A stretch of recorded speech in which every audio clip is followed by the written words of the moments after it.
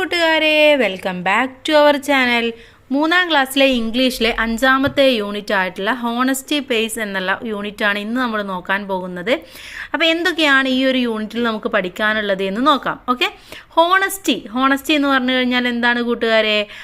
നമ്മുടെ ഉള്ളിലുണ്ടാകുന്ന ഒരു ആത്മാർത്ഥത അല്ലേ, അതാണ് ഹോണസ്റ്റി. അപ്പോൾ ഹോണസ്റ്റി എന്ന് പറയുന്നത് പേസ്, അത് വിലയുള്ള ഒരു സാധനമാണ് എന്നാണ് പറയുന്നത്.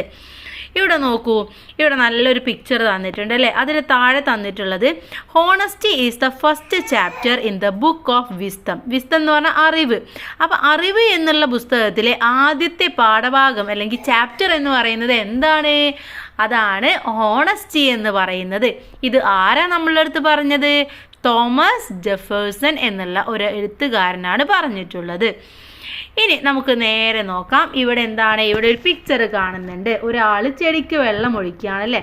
ഇവിടെ ക്വസ്റ്റ്യൻ ചോദിച്ചിട്ടുണ്ട്, what do you see in the picture? ഈ പിക്ചറിൽ എന്താ കാണുന്നത് എന്നാ ചോദിച്ചിട്ടുള്ളത്.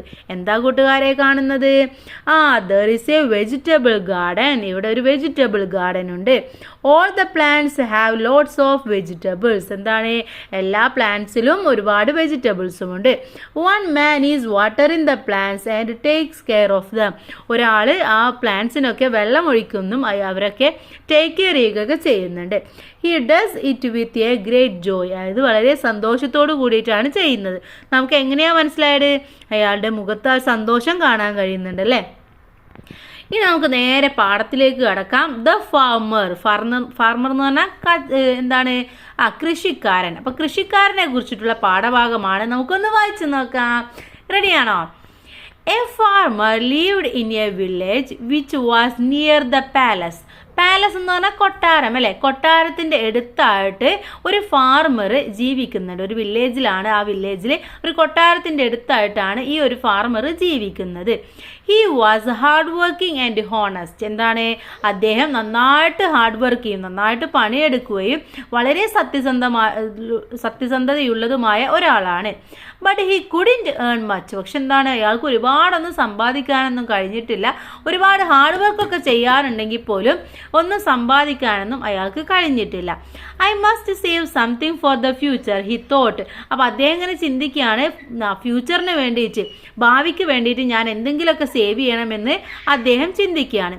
After many years of hard work he earned enough to buy a gold coin. അങ്ങനെ ഒരുപാട് വർഷത്തെ ഹാർഡ് വർക്കിന് ശേഷം അദ്ദേഹം ഒരു ഗോൾഡ് കോയിൻ വാങ്ങിക്കാനുള്ള പൈസയൊക്കെ സമ്പാദിച്ചു.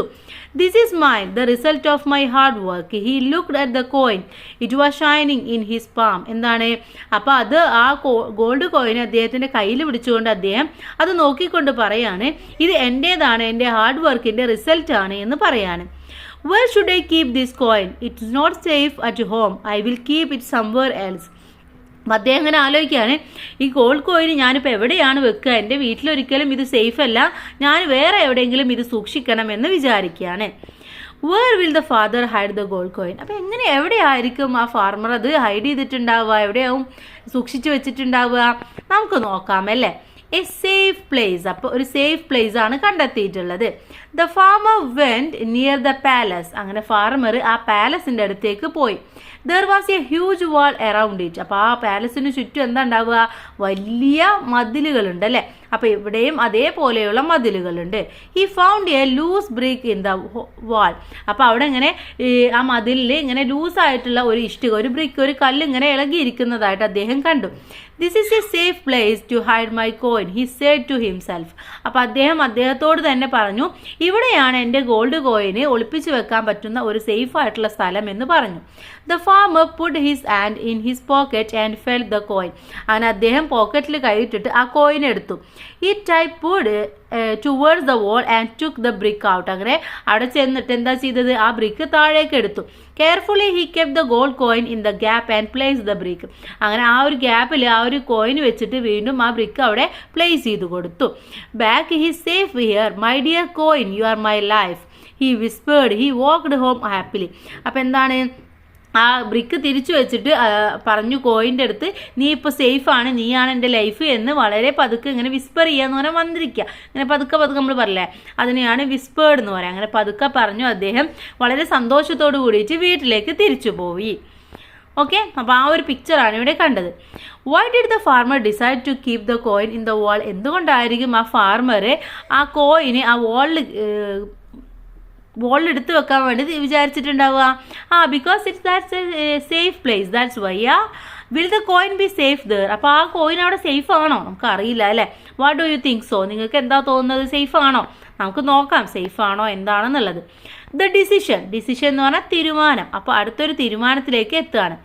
Months passed, dum dum dum. എന്താണ്? മാസങ്ങൾ കടന്നുപോയി. അപ്പോഴാണ് ഡും ഡും ഡും എന്നുള്ള സൗണ്ട് കേട്ടത്. The farmer and his wife her the sound of drums. എന്തിൻ്റെ സൗണ്ടാണത്? ഡ്രംസ് എന്ന് പറഞ്ഞാൽ ചെണ്ടയുടെ. അപ്പോൾ ഫാർമറിൻ്റെ വൈഫും കൂടെ അപ്പോഴാണ് ആ ചെണ്ടയുടെ സൗണ്ട് കേട്ടത്.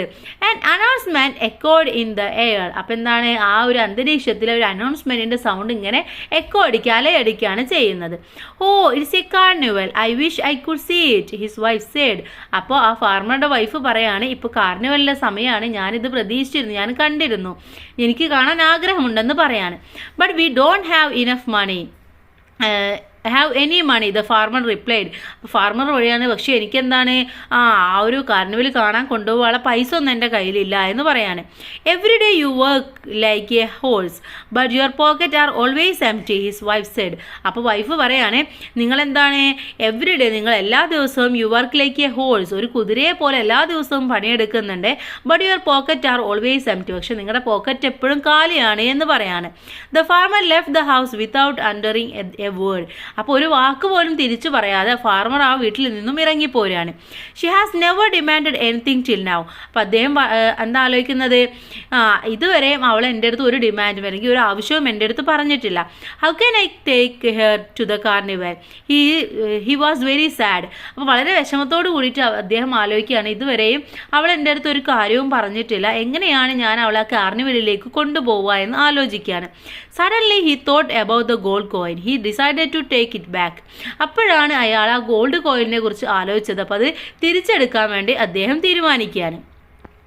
ഓക്കെ, ആ ഒരു കോൺവെർസേഷനാണ് വൈഫും അദ്ദേഹവും തമ്മിലുള്ള, ഫാർമറും തമ്മിലുള്ള കോൺവെർസേഷൻ്റെ പിക്ചറാണത്. Will the farmer get the gold coin back? എന്താണ്, ആ ഫാർമറിന് ആ ഗോൾഡ് കോയിന് തിരിച്ച് ബാക്ക് കിട്ടുമോ? What do you think so? എന്താ നിങ്ങൾക്ക് തോന്നുന്നത്? കിട്ടുമോ?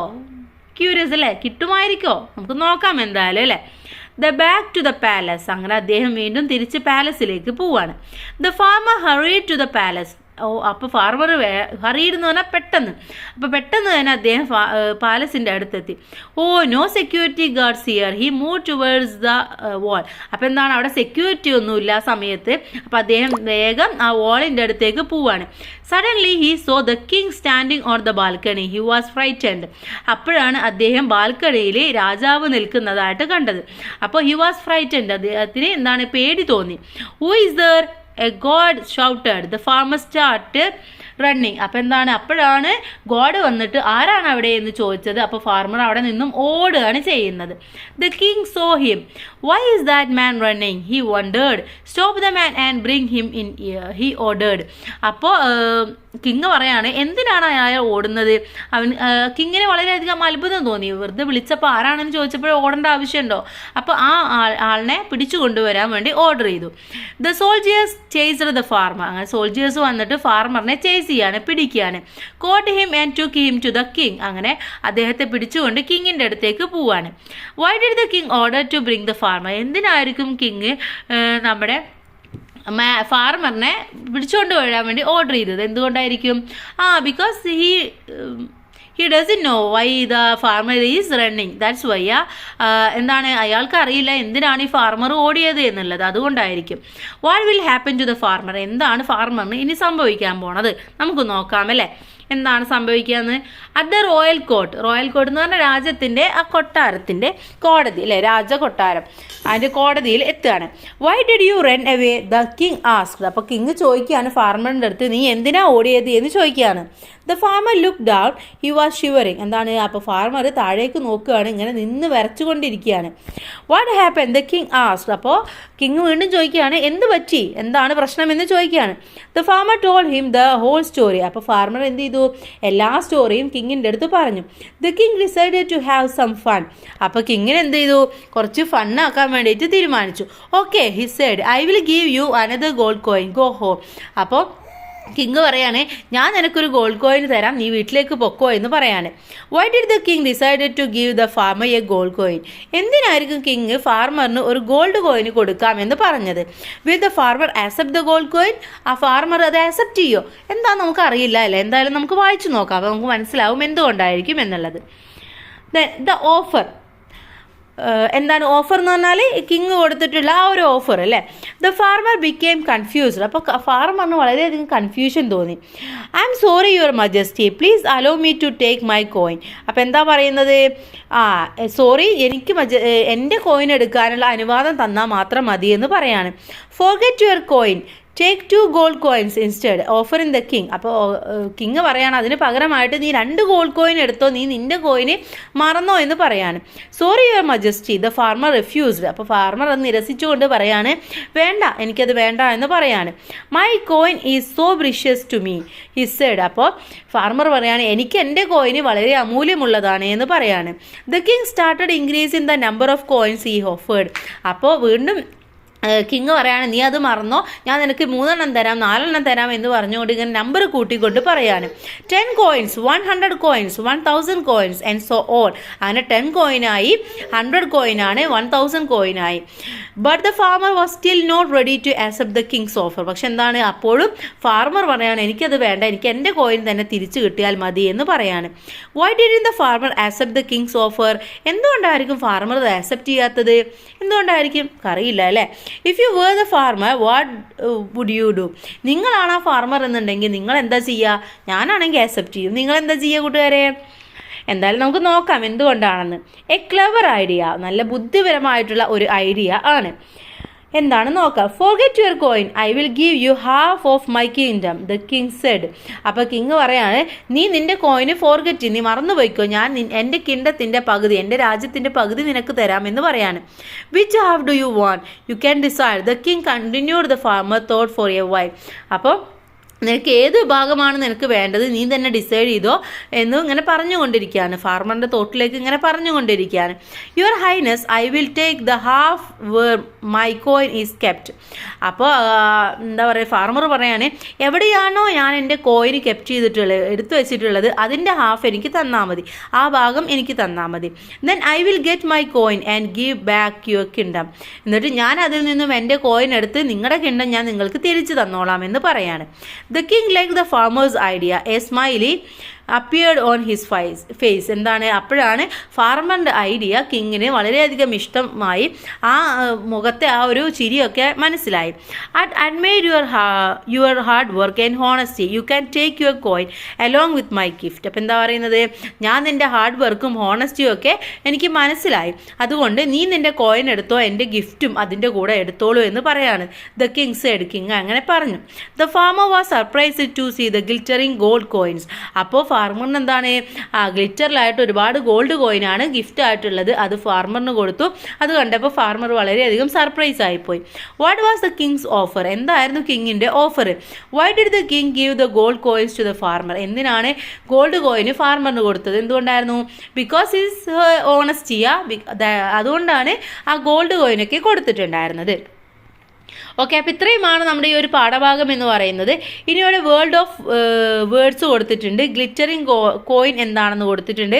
സെക്യൂരിറ്റി ഗോഡ് എന്താണ്, ബ്രിക്സ് എന്താണ്, അതുപോലെ തന്നെ ടിപ്ടോയ് എന്താണ്, പാലസ് എന്താണ്, പാം എന്താണ്, ഇത്രയും തന്നിട്ടുണ്ട്.